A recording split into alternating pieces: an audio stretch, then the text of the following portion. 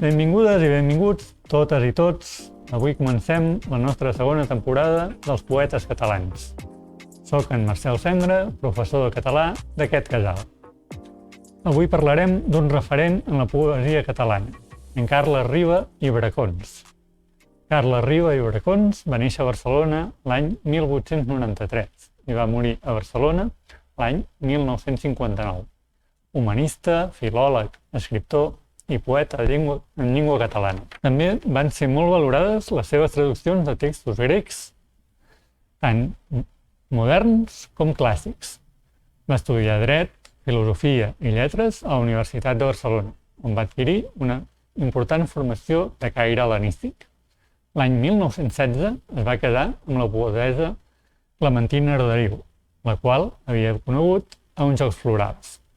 Va treballar com a professor a l'Escola de Bibliotecàries. Va viatjar a Alemanya i va estudiar sota la direcció de Bolzer a Múnich, l'any 1922. La seva formació clàssica es va completar en viatges a Itàlia i a Grècia durant els anys 20. En aquesta mateixa època va ser col·laborador de Pompeu Fabra en l'elaboració del Diccionari General de Llengua Catalana.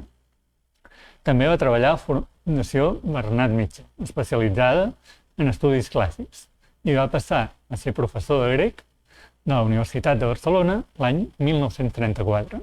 Va exercir com a portaveu indiscutible dels intel·lectuals de llengua catalana als congressos de poesia de Segòvia l'any 1952, convidat per Dionisio Ridruego, de Salamanca el 1953 i Santiago de Compostela l'any 1954. Després d'aquests congressos, la seva correspondència amb Ridruego mostra l'interès de la cultura catalana que tenien els sectors més inquiets del panorama literari espanyol. Compromès amb les causes del catalanisme i la república, es va veure obligat a exiliar-se a Montpellier, França, després de la victòria de la rebel·lió franquista, que va acabar amb el govern republicà l'any 1939. En la seva sortida de l'exili, va acompanyar en el seu últim viatge el poeta Antonio Machado. De nou a Catalunya, l'any 1943, va continuar treballant en traduccions d'autors clàssics a la Fundació Bernat Metge, de la qual n'acabaria sent director. Traductor de Constantinos Cavafis, Frederick Holderlin, Edgar Allan Poe, Rainer Maria Rilke i Franz Kafka, entre altres autors. També autors clàssics grecs i llatins. Es va dedicar a la narrativa en el camp dels relats infantils. La seva poesia estableix la voluntat de tractar l'amor com un element poètic, amb unes referències cultes que mostraven la seva vastíssima cultura clàssica i anglogermànica. La seva poesia té models diferenciats en el temps i en l'espai. Passem ara tot seguit a llegir un poema d'ell. Un amant que crida el nom.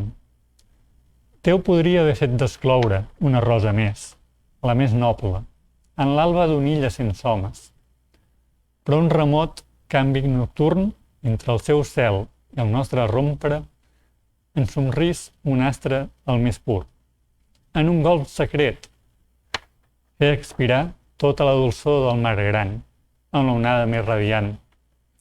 Ha preferit que un amant sol pel trist carrer digués un nom. De sobte, l'inefable nom el cridés el vent matusser, que venteja tots els rosers, les veles de tots els nauixers i fa rasa la nit humil del gai vianant sense cil. Gràcies i fins al proper dissabte.